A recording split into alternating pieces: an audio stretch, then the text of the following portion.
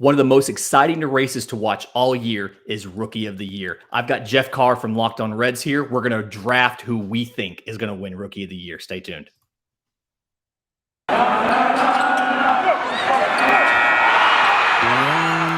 You are Locked On MLB Prospects, part of the Locked On Podcast Network, your team every day.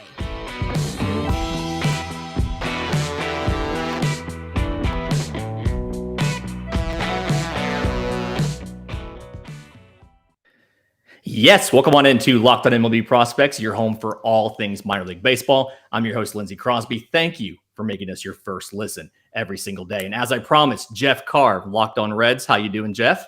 Doing good, Lindsey. Thanks for having me.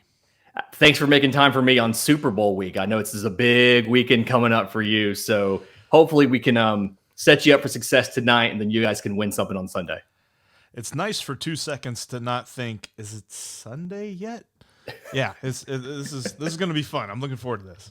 There we go. All right, so here's the ground rules. We are drafting for Rookie of the Year. We are each making 5 picks, and the way this works is we are going to compare this to the vote totals at the end of the year. If you pick a guy in first place, you get 5 points. If you pick a guy in 5th place, you get 1 point. So you don't have to get the Rookie of the Year correct to win the game. And what is at stake? Absolutely nothing. But we're going to touch up on this, follow this throughout the season. It's going to be a fun little storyline. So we have to decide who's going to go first. So I'm flipping a coin. Heads or tails? Tails. Tails never fails. It was heads. All right. So It failed. It failed. All right. My first pick. If you've been listening to the show, you are not surprised at this choice of mine. My first pick in the 2022 Locked On MLB Prospects Rookie of the Year draft, Bobby Witt Jr. Whenever you are the high school player of the year and then the minor league player of the year, and you put up essentially what was a 30-30 season in the minor leagues, you remember steal number 30 was taken away from Bobby Witt after the game. You are a premium athlete. You have plus tools across the board. I think Bobby Witt Jr. has the potential to be one of like the next wave of generational talents, not just a good player in MLB. So I love having picked 1 overall because I am taking what I think should be the number 1 overall prospect in Bobby Witt Jr. The question will be, does he start this year in Kansas City? I think he should. He arguably should have started last year in Kansas City, but I understood their desire to save some service time on a rebuilding year and not bring him up right away. It's a good pick. I mean, Bobby Witt, there's no weakness in his game. Like you said, all the different accolades and things like that. And if you ask a scout who's watched him play at any level, they've given you grades of like 70s across the board. Like, I think the lowest grade he's got anywhere, at least on his future grades, is like a 60. And even that's amazing. So I think that's the easy number 1 pick there. Probably the guy that I would have went with had I had the number 1 pick as well. Sounds like maybe you weren't expecting me to have that pick, and I probably should have just given it to you as the guest, but it's fine. It's perfectly fine. That's okay. Because to be honest with you, I got a strategy here, Lindsey, because I was looking at this. History has shown, at least in, I didn't go much further back than the turn of the century, but for the last 21 years, there have been a total of 12, and that's between both leagues, pitchers who have won the Rookie of the Year.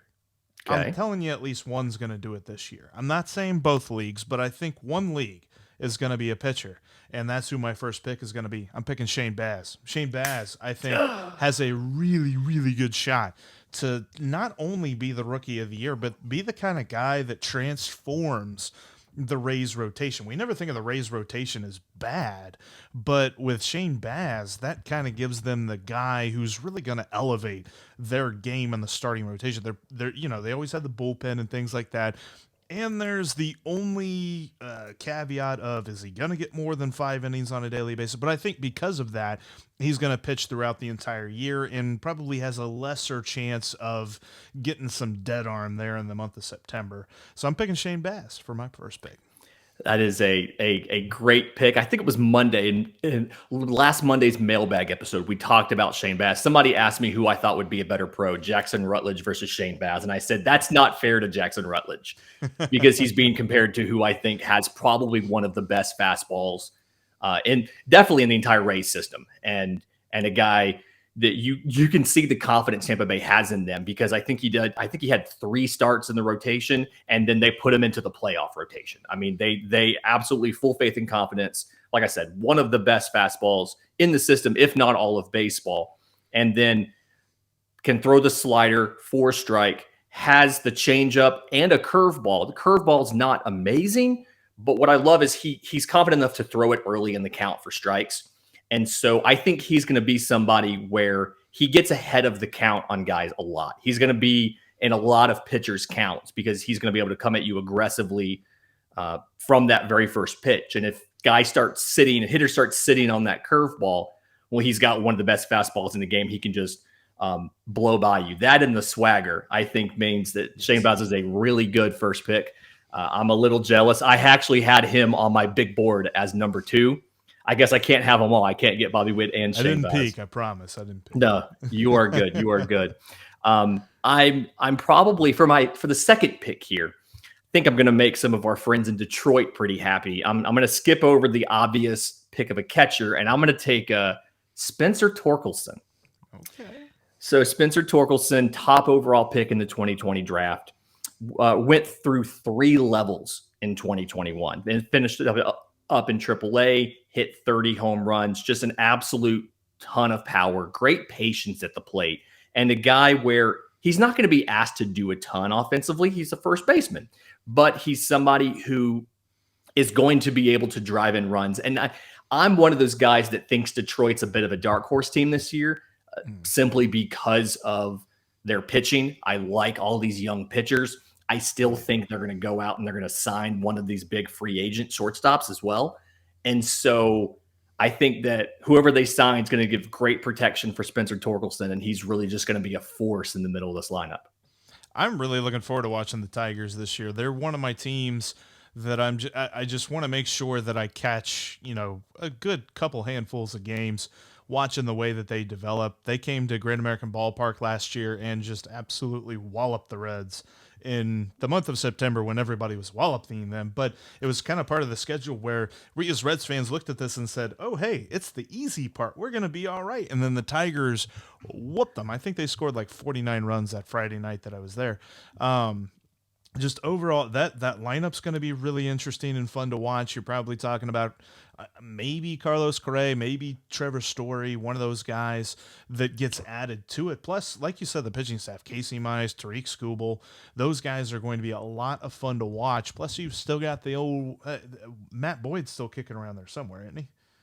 Matt Boyd's still kicking around somewhere. I honestly think that Javi Baez is going to was a decent signing. Yeah. And I still think you can double up kind of like the Rangers did this year, and you can bring in somebody else. Javi showed last year he can play second. People criticize him, but I think he's a good influence in the infield. You bring up a Torkelson, you've got Baez, you get another shortstop. It's going to be absolutely electric there in Detroit. And towards the end of the season, Detroit, like you mentioned, and then Arizona, I feel like both those teams were surprisingly tough games in the month of September. Everybody thought that, they're all pushovers, and they had plenty of fight, and I'm excited to watch them this year. Well, I tell you what, Lindsay, I think I'm going to have to be a homer on this one because, like I said, there's a bit of a theme to the way that I'm figuring the Rookie of the Year out. Now, I know that it's been a while since the Reds have seen a Rookie of the Year candidate. Oh, wait. This guy right here. I'm just kidding. No, he that surprised the heck out of everybody. So I think that they got a real shot to go back to back, though, when it comes to the National League Rookie of the Year, and that is because of the generational talent that is Hunter Green. Hunter Green has a huge shot to be the ace of the staff, depending on what they do with Luis Castillo in maybe like a year. Luis Castillo's on the trade block. Sonny Gray's on the trade block. Tyler Mahle, depending on who you talk to, might be on the trade block. So Hunter Green's ascendancy through this rotation may be pretty quick.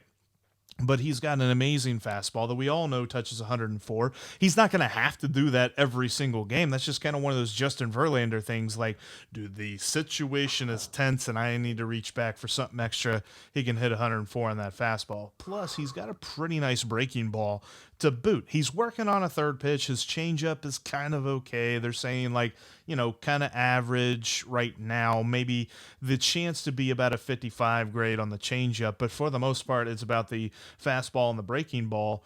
And he's got pretty repeatable mechanics. And there's not his command, while it wasn't amazing when he first got up to AAA, and he had one game, I think, where he gave up like 7 home runs. So people are going to look at some numbers that he didn't look good in AAA last year. I think he's ready. I don't know really what more you want to see out of him at AAA. I think he'll start the year in the rotation for the Reds.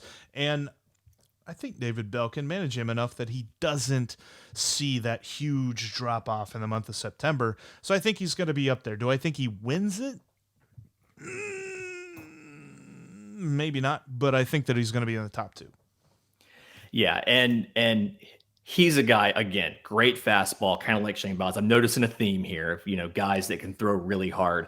The thing about his changeup that I like is I feel like it's because of the confidence that he throws it with and the way that it profiles arm speed wise off of his fastball. It's a good chase pitch, especially against the lefty.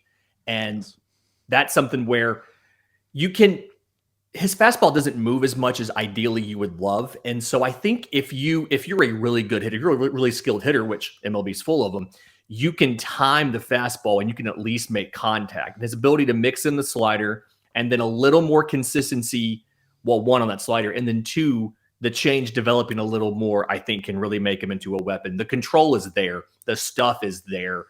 The mindset, from what I understand, just kind of hearing some of the reports I've seen, he knows when to be aggressive. He knows when to attack hitters, and he really has the faith in his stuff. And you can tell, 139 strikeouts in just over 100 innings last year, really specializes at keeping, other than that one start in AAA. And I do worry, I think it was 9 of his 11 home runs came off the fastball. Mm-hmm. So I worry that, again, he's got to mix in the secondaries, but electric fastball looks great, completely recovered from the Tommy John surgery. Even his one start he missed last year in August, I think was like a irritated shoulder. Even that he still came back, made a couple starts after it. Feel really good. Really do love that pick. Kind of regretting not taking a pitcher a little higher now. To use a old sports adage, he's a student of the game. He can't get enough. I've listened to a couple of different interviews that he's given, and every time I come away thinking, is he more mature than I am? What am I asking? Of course he's more mature than I am. The dude is just super smart, and he's not going to be a guy, I think, that gets rattled easy on the mound. Yeah, really knows what he's doing. Okay, this is the time of year when I've usually given up on New Year's resolutions, but not this year because my resolution is to eat right, and I'm going to stick to it thanks to Built Bar. Built Bar is the protein bar that tastes like a candy bar, might be better than a candy bar. All of the Built Bars and the new Puffs, the protein-infused marshmallows, they're all covered 100% real chocolate, Puffs included. Go to Built.com, scroll through the macros chart. You'll be blown away. High protein, low calorie. These things are 130 calories, 4 grams of sugar, 4 net carbs, and 17 grams of protein. So much better for you than a candy bar. And if you're looking at the flavors, the Puffs, great. Churro, coconut marshmallow, banana cream pie, really good. It's like a dessert. The regular protein bars, coconut almond, mint brownie. New for this month, white chocolate cookies and cream. So go to Built.com, check out the list of flavors. Check out the regular ones. Check out the recurring ones. While you're there, use promo code LOCKED15 to get 15% off your order. That's promo code LOCKED15 at Built.com. We are joined by Jeff Carr of Locked On Reds doing our Rookie of the Year draft. And for the 3rd round pick for Team Crosby, I can't believe the number 1 overall prospect is still out there. But I'm taking catcher Adley Rutschman of Baltimore. And he's a guy, it's taken a little longer than they expected for him to get here. Obviously, he was College Player of the Year in 2019, but he started off late in 2019 because he was sick. I think it was mono or something in 2019. And then obviously you lost the 2020 season. So, he went all the way through AAA last year, obviously played in the Futures game, and was the minor league player of the year for the Orioles and, in their organization last year. But to me, he's a guy that for being as young as he is, just has elite plate discipline. I mean, he's a guy that best walk rate in the organization, one of the best walk rates among hitters in all of minor league baseball. Really, really patient. And I feel like catchers should be really good at plate discipline, and so many of them are not. I think, like Mike Zunino in Tampa Bay can hit a tank, but he can also swing at everything out of the zone. Like, you're a catcher. You do this for a living. Adley Rutschman is really, really good at not only pitch recognition, but able to stay on plan and make consistent contact without sacrificing power. He doesn't sell out a lot for home runs, and the power is, I think, elite. I think it's something, 70 grade power. And so I expect him to, if he starts in AAA, to be up relatively quickly. I don't believe he's on the 40-man roster, so that's something where minor league season starts, you can have him as the everyday guy in AAA. Whenever the major league season starts, I expect him to come to the big league team and probably play 4 or 5 days a week all the way through the season. I'm looking forward to seeing the reaction from our friend Connor Newcomb over at LockedOn Orioles, because I believe that, just from the outside looking in, whenever Adley Rutschman is added to the everyday lineup, that's when, if you're an Orioles fan, you kind of start to mark a bit of a timer in your mind. It's time to start thinking about building the Orioles to a competitive team whenever he's up there. One guy doesn't make a team. We've seen that with Mike Trout. We've seen that with countless players throughout the history of this game. But they've got a couple of different guys that are coming up that they're going to be able to build around and add to. And I know that the AL East is a ridiculous division that always has teams that spend a gajillion billion more than the Orioles, but with a talent like Rutschman and some of the other guys coming up, I think that the Orioles could really make some noise in, maybe a year or two. Obviously not this year, although this year they could be a thorn in the side of the AL East hopefuls in the playoffs. They're going to play spoiler to somebody. Oh, absolutely. And it all starts with him, and contention, I think, is around the corner for them. And I think they really accelerated the pace of the rebuild when Cedric Mullins dropped switch hitting and figured it out. Yes. And he's a guy where if you have him at the top of the lineup, and then now you add in a talent like Rutschman, you have enough threats where you can't just pitch around everybody. You actually have to go after this lineup, and you have to face everybody, legitimately face everybody, give everybody a chance to hit. And so I fully expect that to be, but like you said, more of a 23 or 24 thing for competing, but definitely going to not be the 100+ loss pushovers that they were in the past. And they're probably going to give, I would guess, just based on matchups, probably the Blue Jays the most fits in the American League East. Yeah, you're not going to see them dragging Chris Davis out of retirement again to fill a lineup spot. I think they're going to be a lot better than that. All right, let's see. Third pick here. We've picked a couple of pitchers. Am I going to go? Oh, man. I'm really thinking about this dude. Really, really like. I gotta go one more pitcher. I'm thinking Reed Detmers. Is going to be way up there. I think that Shane Baz definitely has the much higher chance to win the award, especially because he's going to be an opening day. I think Reed Detmers probably starts the year in AAA, maybe breaks camp in the rotation, but a lot of that has to do with what more moves we're going to see with the Angels. There's still a good chance they're one of the teams that are rumored to be going after Luis Castillo and some of the Reds pitchers. So I'm not sure what the rotation is going to look like once they actually get to camp, but Reed Detmers has the kind of talent and the kind of upside that really could be a first Rookie of the Year season. He's got a couple of really good pitchers that you're just going to love. Plus, that fastball, I love that fastball. You know me, I'm a sucker for a fastball, obviously, with the picks that I'm giving you here.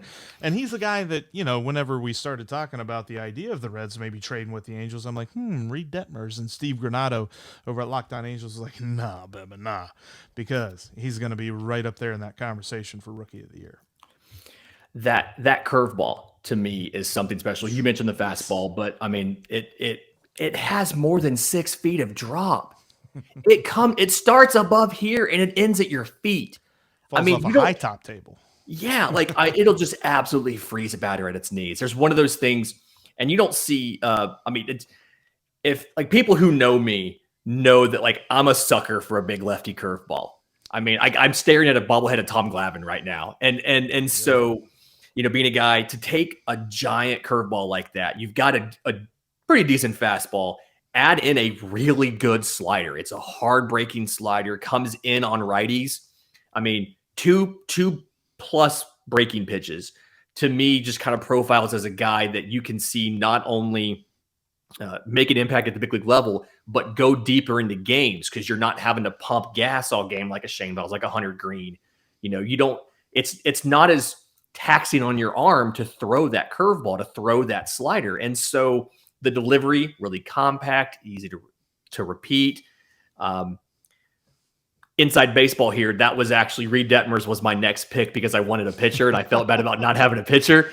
And so like I have all my notes here and I'm like, he's probably the number 3 for the Angels going into 22. And I'm like, he's going to pitch the whole year. He's going to go great. I think the changeup's getting better. And so something you can drop it on a righty's foot. I mean, the mix that he has just absolutely makes him a great threat. Okay, so we are 3 rounds in. Quick recap of where everybody is. Lindsay has drafted shortstop Bobby Witt Jr., first baseman Spencer Torkelson, and catcher Adley Rutschman. Jeff, you have drafted pitchers Shane Baz, Hunter Green, and Reed Detmers. So, boy, now it sounds like I punted this whole draft or something. Like I feel good about the guys that I picked, but then you should. You should. No, it's something like I've got the flashy. You obviously have, guys that are really good and are, just have a lot of great physical talents. I'm going to take a page out of your book, and this is something where I don't think he's going to play the entire year. So I don't think he'll win Rookie of the Year, but this is just, we are looking for guys who get votes. I am taking right-hand pitcher George Kirby. Mm-hmm. And he's a guy where I love a lefty curveball, but his fastball is a whole different creature in big league ball. So when he was in college, he was at Elon, which if you put a gun in my head, I could not tell you where Elon actually is. I think it's in New York State. But anyway, so either. Yeah, he was 91 to 94. Well, as a pro, this thing hits 99. It's got a lot of movement late in the zone, so it's one of those you're gonna time it, you're gonna catch up to it finally, and it's not gonna be where your bat is. So plus command, he can put it exactly where he wants to put it, and his slider is a wipeout slider, kind of mid to upper 80s, and the kind of pitch where once you're set up for the fastball and you're ready for the movement the fastball has, the slider is completely out of the zone by the time you get a swing on it. Has a curveball, has a change. Change has a lot of good separation from the fastball, which I love to see, but they look just about the same. They can't control it as well, but the arm speed, that's the big thing a lot of young guys miss, is having the arm speed to disguise the curve versus the fastball. So long and lanky kind of dude, but good body coordination, good repeatable delivery. I feel like George Kirby is going to go far. Even if he doesn't win Player of the Year, he's still going to go far. He's got the kind of repertoire that just makes you wish that your team would go trade for him, because the Mariners are a team that have been linked to Sonny Gray. And I'm like, I wonder if they probably can't get him. He's a little bit too high on that radar for Sonny Gray, but I just love him and the prospect list that the Mariners have that are probably going to come up this year. I mean, that's another team. Now, and Lindsay, maybe I'm just like a hungry person going to a grocery store here. I just miss baseball and I want baseball, but the Mariners are also on my list. I really want to watch these guys because I think they are going to be in the playoffs this season. They just missed it. It took them 162 games to get eliminated this last year. I think that they are going to easily make that up, maybe make a couple of moves after this lockout to shore up a few spots. But George Kirby, along with a number of guys like Noelvi Marte and I believe it's Joely Rodriguez, isn't it? Or is it Joely? Yeah. Yeah. I think it's Julio. Yeah. Yeah. I'm not sure. Julio, yeah, generational talent, and I forgot his first name, so I'm sorry about that. But those guys, Kirby leads that pack as far as dudes who are probably going to make the biggest impact this year. And that's a good pick. I like George Kirby. It's something where I had to get a pitcher. You took my Reed Detmers, and I said, you know what? I want a guy who I think can get votes. I think he can probably lead that Seattle rotation just based on sheer talent alone. I don't know if he'll get to 1 or 2 by the end of the season, but still, I think he's probably going to get some decent votes as long as he stays healthy. Hey, today's show is brought to you by our friends at BetOnline. BetOnline has you covered this season with more props, odds, and lines than ever before as we go all the way through the big game this upcoming Sunday. I'm really excited. Listen, the Anthem prop bet is the best one. Go watch some video. Go look at who's doing the Anthem, how long their usual anthems are. Give them a little bit extra because they go over the top at the Super Bowl. Bet the prop bet. So betonline.net is the best spot for all your sports scores and news this season. Not just football. They've got up-to-the-minute info on pro and college hoops, NHL, boxing, and UFC, along with live real-time updates of current games. So don't wait to take advantage of all the new amazing offers available for the 2022 season because BetOnline is where the game starts. All right, well, I'm going to break strategy here. I think I probably should pick a couple position players. I think 3 pitchers seems like pretty heavy on something that hasn't happened quite a bit in the last 21 years. So let's go with position 42 possible awards were pitchers. So I admire your strategy of leaning all in on the thing that doesn't happen as often. Go for that underdog bet. Love it. I'd be interested at what BetOnline has to say about a pitcher winning a Rookie of the Year. We should see.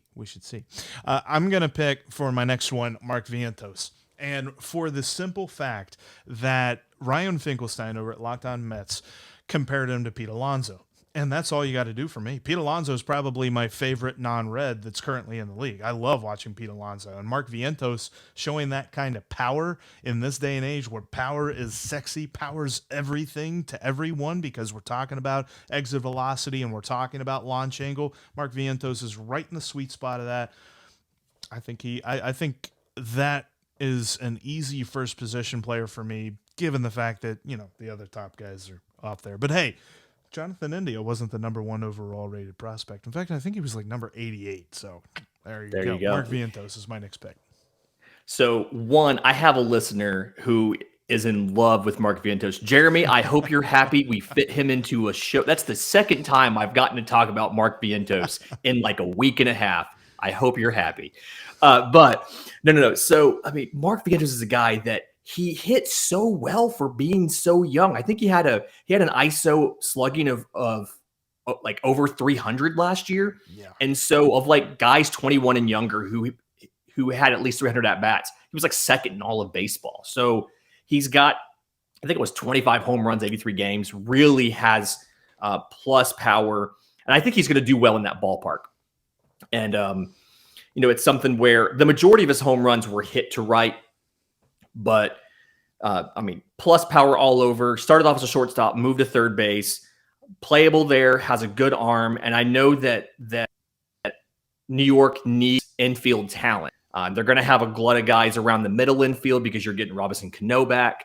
I think having the DH will probably help them there. But, he has that thick lower half to generate power. And his kinetic chain can just absolutely muscle a ball out. So I fully expect him, probably won't start the season, but I do think pretty quickly, especially if that lineup is not hitting in New York, they're going to call him up for a spark and he's just going to absolutely crush some balls. I definitely agree. Yeah. And talking about absolutely crushing some balls, my guy here, my last and final pick, I'm going back to position players. I want Red Sox first baseman Tristan Casses. So Cassis is a guy, he showed a lot. Mike Scioscia, manager of Team USA in the Olympics, just completely raved about him. I think he hit 3 home runs, had 8 RBIs in the Olympics. And so, absolutely massive guy, 6'5", 245. So he has the body for first, right? But the thing that I want him to work on is he sells out for power a little early in the count sometimes, but he still understands hitting well enough to adjust based on the count, he can choke up with 2 strikes and still put the ball in play, move a runner over, do all the little things you need to do. His understanding of hitting is advanced for somebody his age. I mean, he was a high school guy in 2018, so he's not. I want to say he's like maybe 22 or so. Actually, I'm sorry. He just turned 22. There you go. Happy. It's a little bit late, but happy birthday, Tristan. I hope for your birthday you get called up to the big leagues. And I know that Boston struggled a bit when you look at the DH and the first base spot together. I think JD Martinez, final year of his deal, you might see them move him. It was a little ineffective at times last year. And between first base and the DH spot, you've got a spot for Casses to come in and just hit some absolute tanks. Not going to lie, I was kind of flipping between him and Vientos, so I'm a little bit bummed he's not available for my next pick. But yeah, everything that I've read about the guy and anything that LockedOn Red Sox tells me about him, Jake Iggy, he goes by Iggy, and Lauren Campbell over there have only good things to say about Tristan Casses. They are very excited to see him get called up to the big leagues. So yes, that was a guy that was on my list. I'm going to have to think for a second. Yeah, okay. Got it. Here's what we're going to get. This is a final pick of the draft. Mr. Irrelevant is... Big pick. Huge pick. No pun intended, because this guy's 6'9". Power forward. Just kidding. Right now he's a shortstop, probably be a third baseman. O'Neal Cruz. I'm going to pick O'Neal Cruz. I think he's a bit of a dark horse. That kind of a frame makes you wonder at shortstop, can he stick there? They'll probably move him somewhere else, I would imagine, throughout the season, depending on what their shortstop situation looks like there in Pittsburgh. But the dude's got everything as far as a really good swing. You think about a guy that tall and lanky, how's his bat speed? It's perfect. It's fine. And I think that he kind of can work around the plate discipline. I know that was a question that they had of him, and not the best of strikeout rates, but when he hits, dude kills because of that long and very quick swing through the zone. Plus, he's got some good speed, too. So I'm going to go with the dude who's going to out-rebound everybody in Major League Baseball, O'Neal Cruz. He absolutely, I think, physically has the talent to stick it short. And I think a lot of the reason you see folks suggesting he move to third or the outfield is we just don't know what to do with the 6'7" shortstop. We're just not used to seeing it. It's like, don't you, it's so far down for you to get to the ground to get a grounder. Like, don't you need to move somewhere else? But no, yeah. And I think that he's going to have a little bit of concerns about range, right? Just because he is so big and so lanky, but you can shift him and you can do things like that to put him in a good position to be successful. And then just offensively, I think he was up for 6 games, and he already holds the Pirates record for exit velo. He had a 118 mile an hour single, which if it was me, if I hit a ball 118 miles an hour and that is a single, I want to feel like I got robbed a little bit. Right. But I mean, just absolutely double plus raw power, just amazing tools there. And it's because he's got such long arms and he can put so much leverage into his swing. He is a little aggressive at the plate, and I think that's going to help you sometimes. That's going to hurt you sometimes. But as he gets a little better at recognizing big league pitches and picking them up out of the hand, picking up, that's a fastball, that's a slider, that's a curveball, and he's able to anticipate what's coming and sit on it, I think you're going to see him crush balls. I think that's a great choice. And the good thing is, a guy that highly rated, a guy that projects to be that good offensively, they're going to find a way to fit him in the lineup. They're going to find a way to get his bat in the lineup every single day. So some of these guys you might worry a bit about playing time. I took a catcher, so I mean, there's little concerns there about playing time. O'Neal Cruz, no reason he can't play every single day. This is kind of one of those things, like thinking about 118 mile an hour single. I think I would come back to the locker room and be like Han Solo, like, never tell me the exit velocity on a ball that's not a home run. Like, I don't want to know about that. Like, you guys keep it to yourselves. You guys talk about it amongst yourselves. I don't want to know. 118 mile an hour single, I'd have been like, somebody just catch it, throw me out, something. I don't know. I don't want that to be a single. It reminds me of the first half of the season last year. I think Freddie Freeman's hardest hit ball was caught for an out by the first baseman. It's like, are you kidding me? Like, really? He crushed the ball. Crushed the ball like 116, and it's a line out. Like, really? You caught that? So when you're rolling through StatCast and somebody hits into a double play, it's like, oh, 105-mile-an-hour exit velocity, though. It's like, yeah, great, thanks. yeah. Did you a lot of good there, didn't it? Yeah. All right. So kind of recapping the teams here, 1 through 5, and again, like, if these guys get, you don't have to pick the rookie of the year. If these guys get votes, you get points, and and we'll see at the end of the year who got this. But Lindsay, shortstop Bobby Witt Jr., first baseman Spencer Torkelson, catcher Adley Rutschman, right-hand pitcher George Kirby, and first baseman Tristan Casses. Jeff, Shane Baz, Hunter Green, Reed Detmers, all pitchers. We have third baseman Mark Vientos and shortstop O'Neal Cruz. I feel like a good mix of position players and pitchers. I'm really heavy position players, only one pitcher, but I fully anticipate coming back and checking on these guys partway through the season. And then again, afterwards, we'll have you back on and we can celebrate the Bengals Super Bowl victory. Hope I didn't jinx it. And we can talk about our draft. If folks want more information about Locked On Reds, the show that you host, and where to find you and all your great stuff, how can they go about doing that? You can definitely follow me at the Twitter handle below at Jeff Carr with 3 Fs, and you can follow me at Locked On Reds as well. We're on YouTube. We're on everywhere you can find Locked On MLB Prospects, and we'll be talking about some good Reds stuff and, whenever the lockout thing, whatever. Yeah, whenever that gets close to ending. I'm on Twitter at Crosby Baseball. You can find the show on Twitter at Locked On Farms. Send us your questions. We're having a mailbag next Monday. I need your questions, lockedonmlbprospects@gmail.com. If you're watching this on YouTube, thank you. We're excited to have you. Please like and subscribe. It really does help the show. You can find us on YouTube or wherever you get your podcasts. We're free and available 5 days a week. Coming up, we do have the rest of this week. We do have another Farm Friday. I believe we're talking National League Central. Like I said, mailbag next Monday, and then we're doing our college baseball previews. Continue on Tuesday with the ACC. So stay tuned. But in the meantime, this has been Locked On MLB Prospects.